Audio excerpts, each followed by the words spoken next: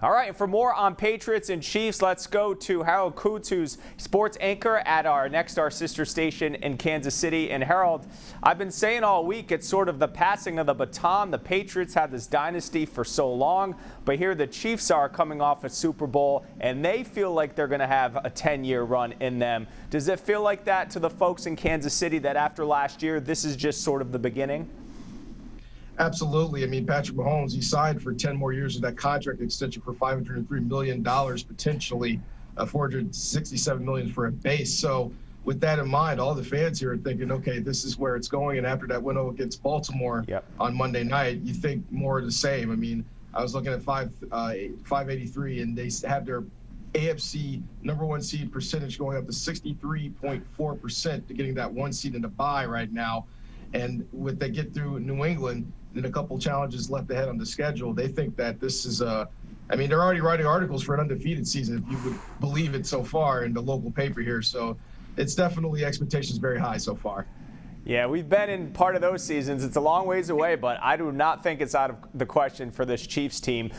You mentioned the Ravens game. That was the big litmus test. They were the 1 seed last year. The Chiefs beat them in the playoffs. They took care of them on Monday night. With that being the game maybe they circled on their calendar, any chance for a letdown with New England coming in here? Or do the Chiefs know when it comes to Belichick, no matter what, they're going to get a tough shot out of the Pats?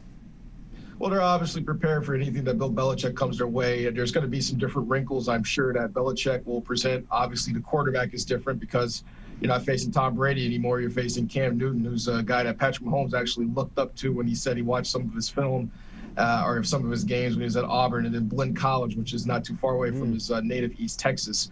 So they're ready for the, as they say, they're ready for the challenge here in Chiefs Kingdom for that contest. And it's going to be a good match, I honestly believe so, because they've faced a lot of mobile quarterbacks going into this. Deshaun Watson first, Justin Herbert, who came in as a rookie in the Chargers game, was a guy that came in that was mobile as well. And then, of course, Lamar Jackson, who was the most mobile of all of them. So now you get Cam Newton coming in. And the run defense really impressed me in the game against the Ravens. That was a weakness for the team last year, and this year they've kind of shortened it up.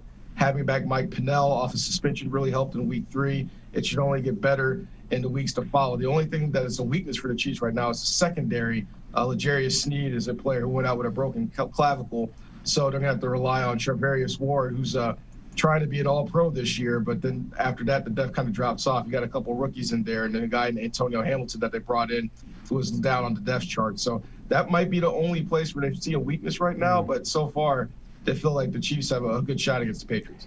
Now, here in New England, everyone is saying the formula is, win time of possession, get to Mahomes, run the ball, keep them off the field. You've heard all of these things. After covering the Chiefs for the last several years, what is the formula to beat a Patrick Mahomes-led Chiefs team? Well, don't blitz. I can tell you that. That's the first thing you got to do. Don't blitz, because Mahomes can pick apart a blitz like anybody. Baltimore's biggest weakness was they tried to blitz a lot, and then they had a player like Marcus Peters there that used to play for the Chiefs. They picked on him. They kind of find their guy they like to pick on, and they go pick on him. Now, they're not going to pick on a guy like Stephon Gilmore, but they might pick on somebody else on the Patriots team as well, which they find through, I'm sure, through their film study.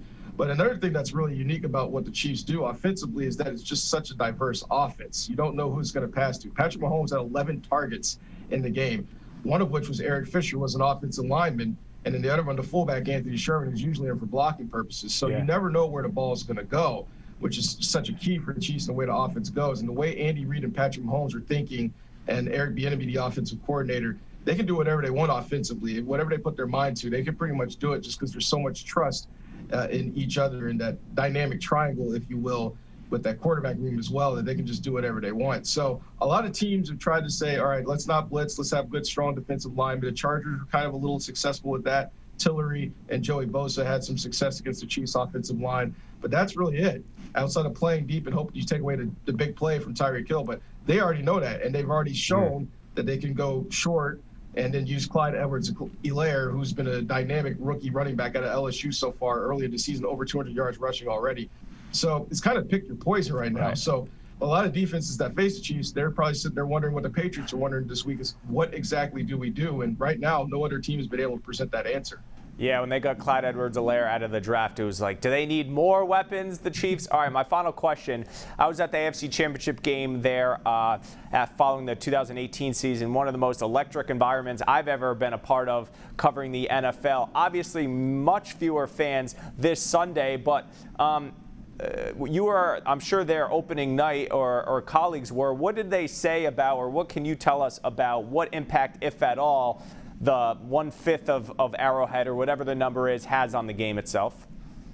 Yeah, official attendance was just under 16,000. I got to be at that first game. Actually, it's kind of curious how they're doing media here, that you can stay until 20 minutes before kickoff, and then after that, all media have to leave except for 4 beat writers. So say for that what you will, but you can still tell the atmosphere is there. In fact, the player said afterwards that Houston got a couple false start penalties because that 16,000 people were still pretty loud enough to affect Houston's offense, at least the first drive. So when it comes to Arrowhead Stadium experience, obviously it's not the same that it'll be with 70,000 strong, but they still make an impact. It's one of the few teams in the NFL that does have fans.